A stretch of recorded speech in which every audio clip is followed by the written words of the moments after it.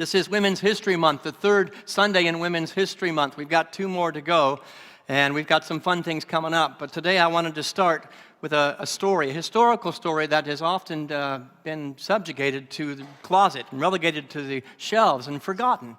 But one day, I believe it's scriptural, one day in the Garden of Eden, Eve calls out to God and she says, Lord, Lord, I need help. And God says, yes, what's the problem?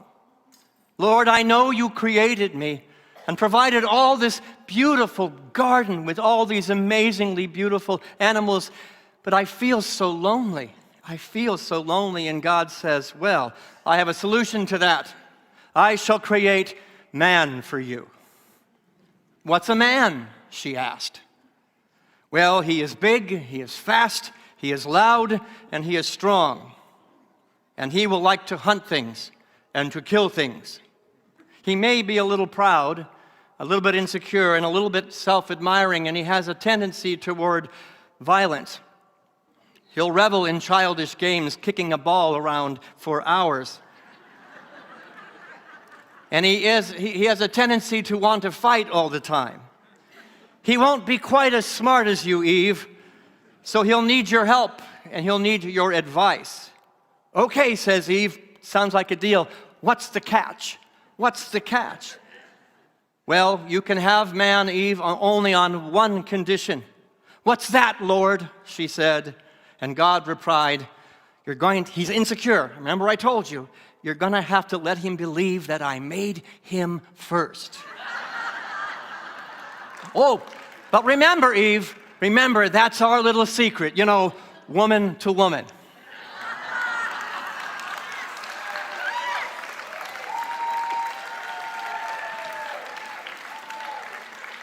In the Methodist church that I grew up in, it was always the Father, Son, and the Holy Ghost. Yes? A trio of beings always referred to with the pronouns he and him. We were taught about stories about men who were pious, holy, magnificent leaders, and women who were either virginal and perfect or impure. No middle ground. They're either virginal or they're impure, plain and simple. It sounds like a male narrative, doesn't it? Additionally, there were teachings that based the entire decline of the human race on one woman. It's all her fault, the great releasing of any responsibility. And we all know that central character in the beginning of the Bible. It's all whose fault? It's all Eve's fault. The writings of St. Augustine perpetuated the idea that women were the source of all temptation and all sin. He argued that Eve's disobedience in the Garden of Eden led to the entire fall of humanity. It's all her fault, cementing the idea of women's inherent sinfulness and the need for strict control and submission to men. Anybody recognize the narrative? It's been around for a very, very long time. The symbol of the serpent with Eve in the garden, is a manufactured fable, a manufactured mythology based on a male mindset designed to blame Eve for everything in the world. We've given up responsibility. The narrative was driven by a patriarchal religious system wanting to turn the tide of the power structure. They often say in this world, follow the money. I'm just following the power. Follow the power. How can we get it back? Because it seems to be too imbalanced here. Let's create an imbalance and let's take some power back. Enter the central character of March 17th, good old St. Patrick. St. Patrick. Let me give you a little bit of a different historical perspective on the man that we supposedly celebrate on St. Paddy's Day. Historians will agree that this man was neither named Patrick nor was he Irish. Oh. His name was Palladius, and he was married, and he had children. One of the myths about this man, and we've all heard it 100 times, is that he eradicated all the snakes from Ireland, yes? Let me tell you emphatically, any study of history will show you there's never been snakes in Ireland. There never has been, there aren't any now, and there never will be any snakes. This was the perpetual, maybe the first dog whistle.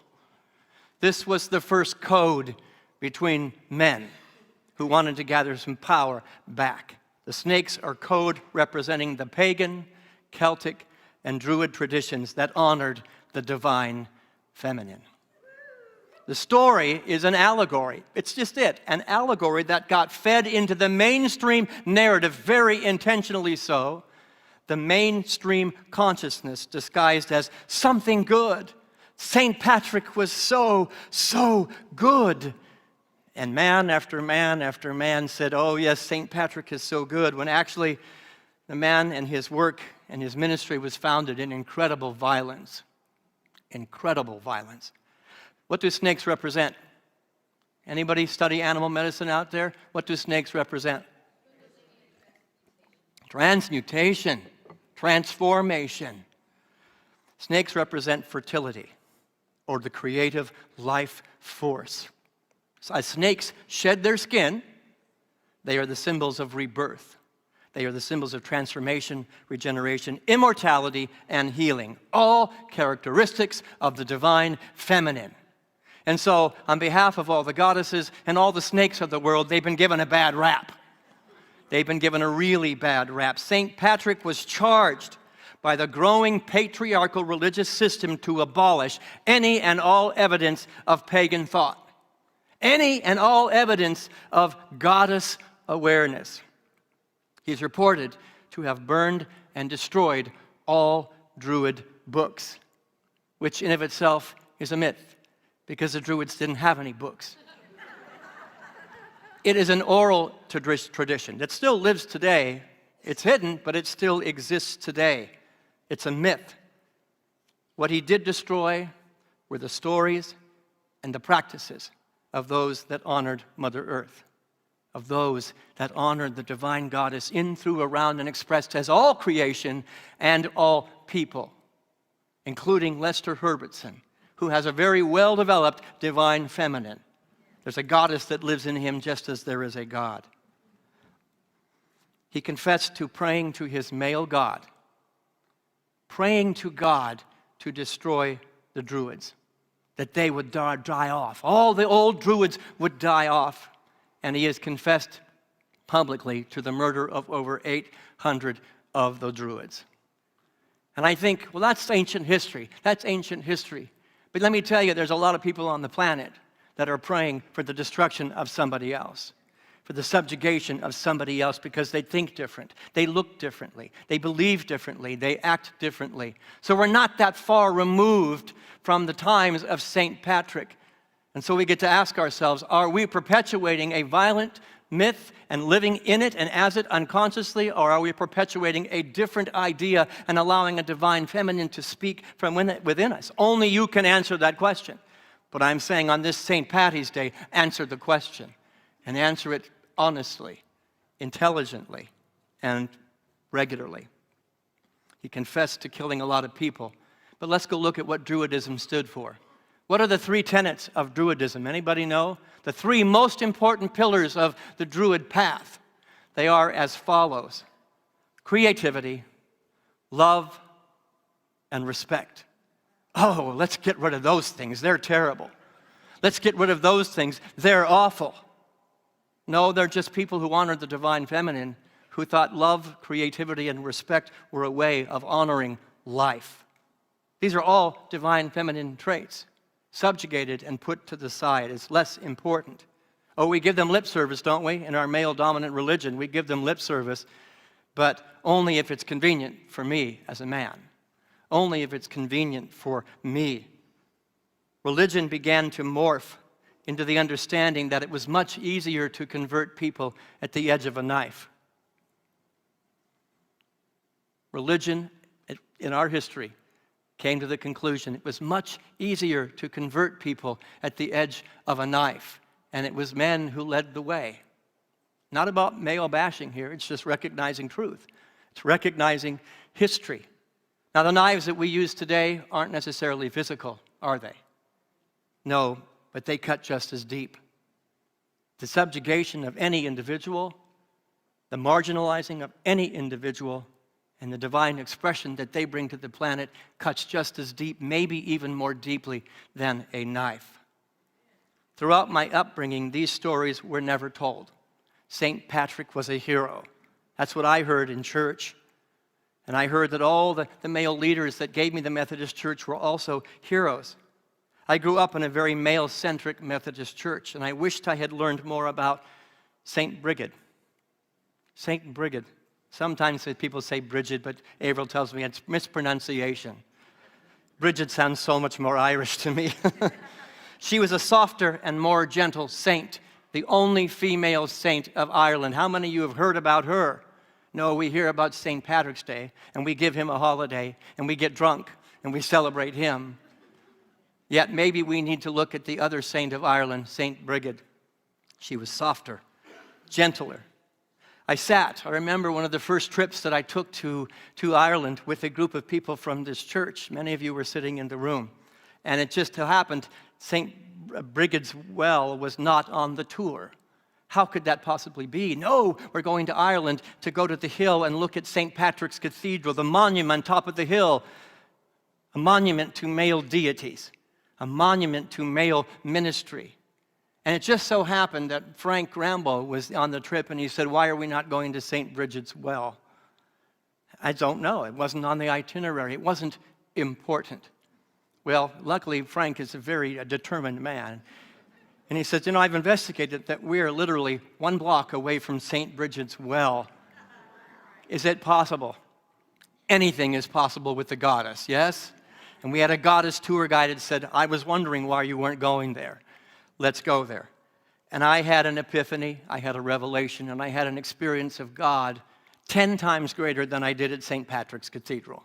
I wonder why that is. But isn't it interesting that St. Patrick's Cathedral is on a hill where you can see it from miles around, and St. Brigid's well is hidden almost underground, hidden away in a little corner where nobody could find it. I found that interesting. Yet where did I find God on that trip? It was not on the hill. It was in the still small womb of a saint that was a woman. In Irish folklore, Brigid, I'm going to get it right, Avril. Brigid is the goddess of higher ground, the goddess of higher learning, the goddess of higher consciousness. Oh, that makes sense. And then if she is that, then let's put her underground. Let's bury her. She is the patron goddess of the Druids, and visible signs of the Druid language and pagan worship are still seen on the walls in that well. You see, when it comes to conversion of any kind, it was not conversion at the edge of a knife. It was conversion at the edge of compassion, at the edge of kindness, at the edge of love. Could it be that we could learn something on this St. Patrick's Day about the arguments that we have with each other, the destruction we have of each other, the tearing down of somebody else's path, somebody else's religion, somebody else's idea? Could it be that we could channel St. Brigid rather than St. Patrick on St. Patrick's Day? I want to officially at Unity North call this St. Brigid's Day as partnership with the Divine Male. It was in a Unity church. I mean, how many have ever heard God referred to as she, the pronouns of she and her? It was in a Unity church that I first heard that, and I remember the moment I heard it, and I went, "What? That can't be right."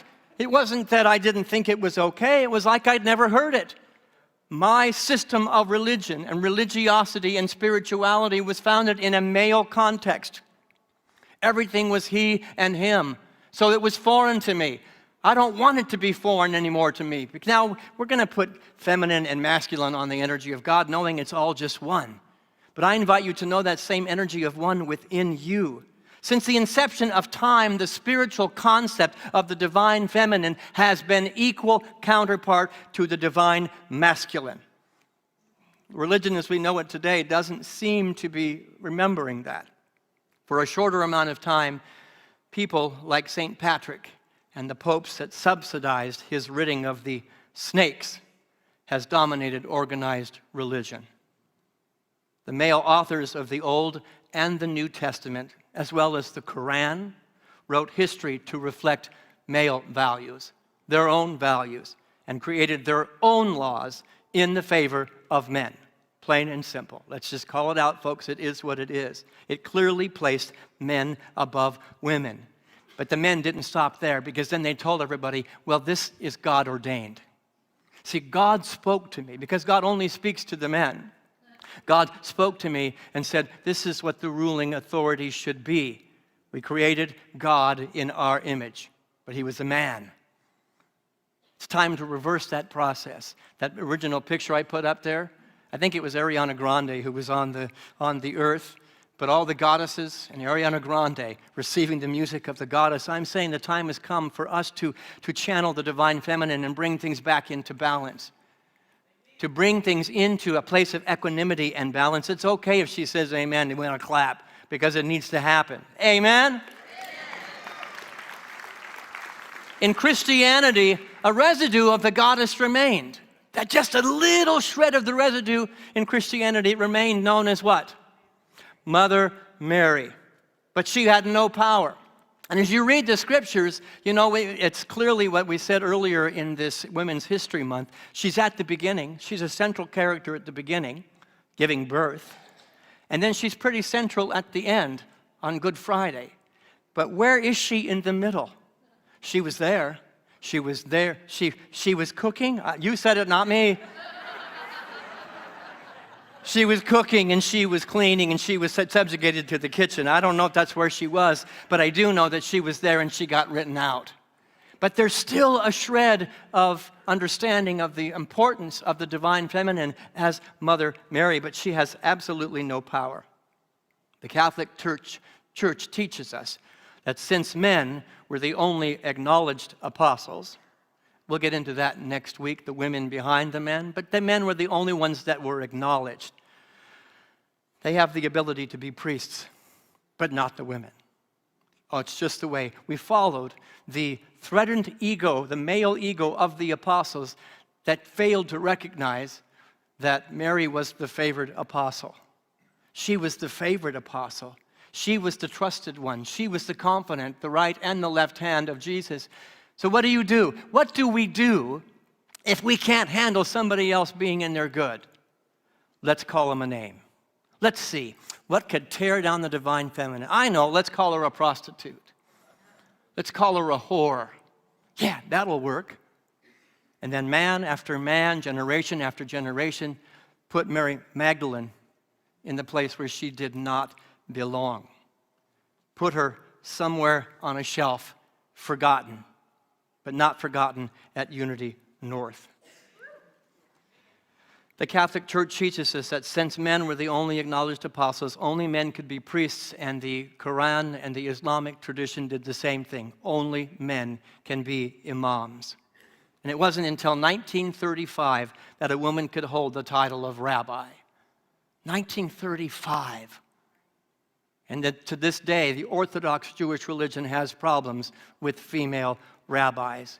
I'm saying if we want to turn the world around, it's time for that to shift. I'm calling my Islamic colleagues to maybe consider putting a woman in authority.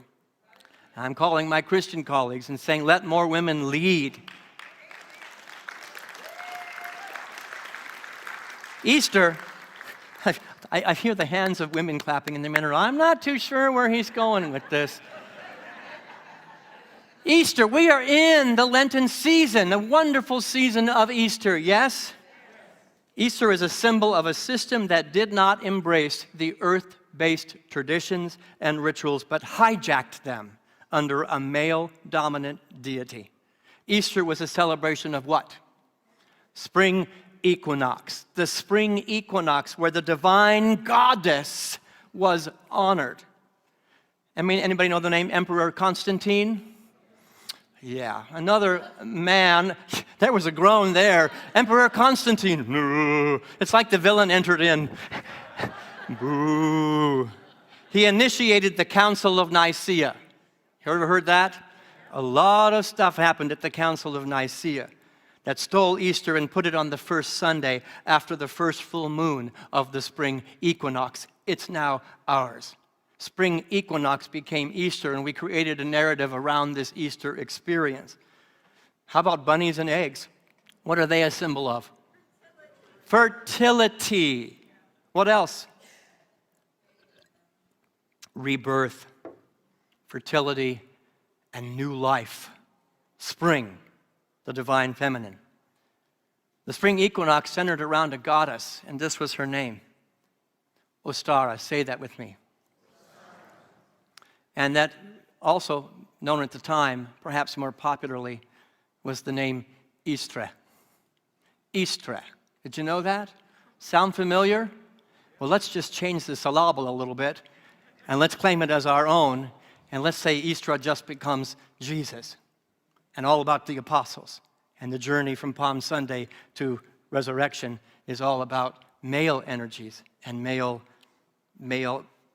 truth and male purpose. I'm saying let's return this season to Istre, and give the earth back to the earth. We don't own the earth owns us. And that's what the goddess is going to teach us. We need to return to the divine feminine, which is the source of all creation, plain and simple. The goddess Ostara is the Anglo-Saxon goddess of spring, of resurrection, of rebirth, a whole different trinity than the one that has been the narrative throughout time. Father, Son, and Holy Ghost. Back in those times, it was the threefold trinity of maiden, mother, and crone. Is there anybody here that considers themselves in that trinity, maiden, mother, and crone? I'm going to invite you to stand up. And I want to hand Istre back to you. I want to hand Istre back to you as the goddesses. Now, stay standing.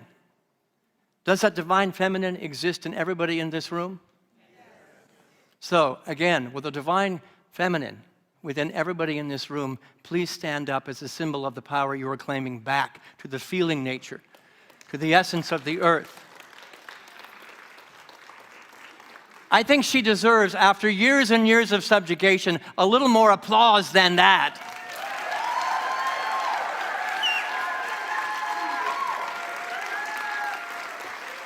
All right, you can be seated. As you celebrate Easter this year, I invite you to invoke the goddess Istre and to go touch the earth, go hug a tree, go see that beautiful tree out there and stare up at it and go, thank you. Forgotten, but never, ever gone. And we remember today. The feminine and the masculine are not singular and siloed energies in competition with each other. So let me get real clear.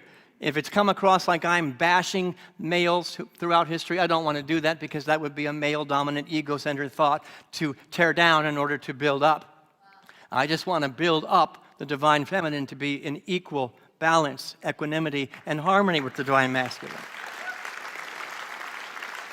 They're not siloed energies, but they're not in competition. They exist in balance and harmony. I have a very Taoist heart. And I'm all about balance. In Chinese philosophy, the yin and the yang are a balance between receptive energies and productive energies.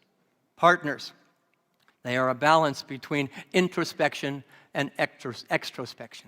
Hidden and viable, feminine and masculine.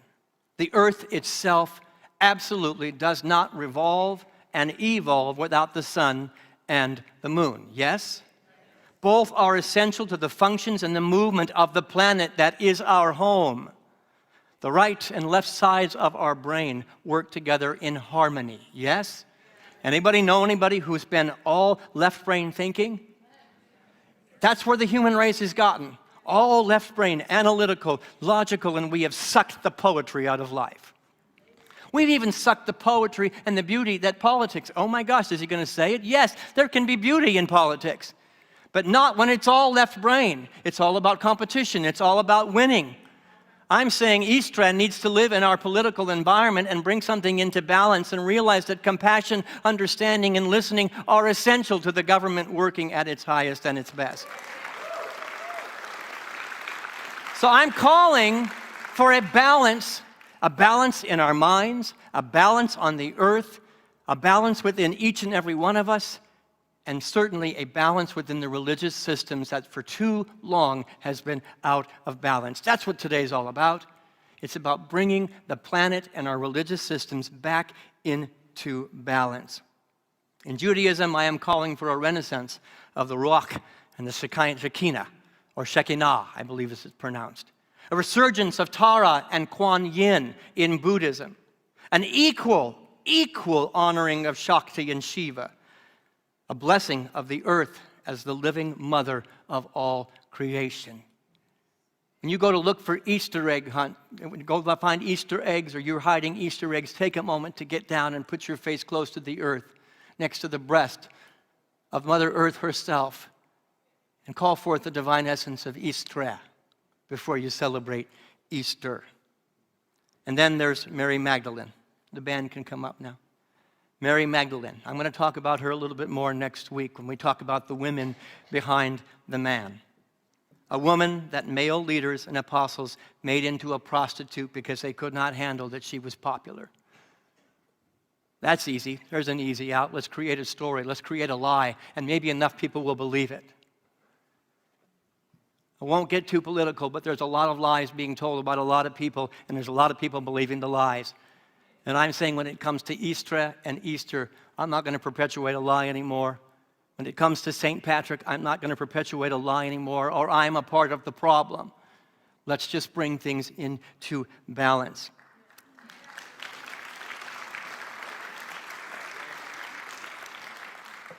I'm going to give you a quote at the Council of Nicaea. The Council of Nicaea. The book of Mary Magdalene was thrown out. It does not meet our agenda. It didn't make the cut.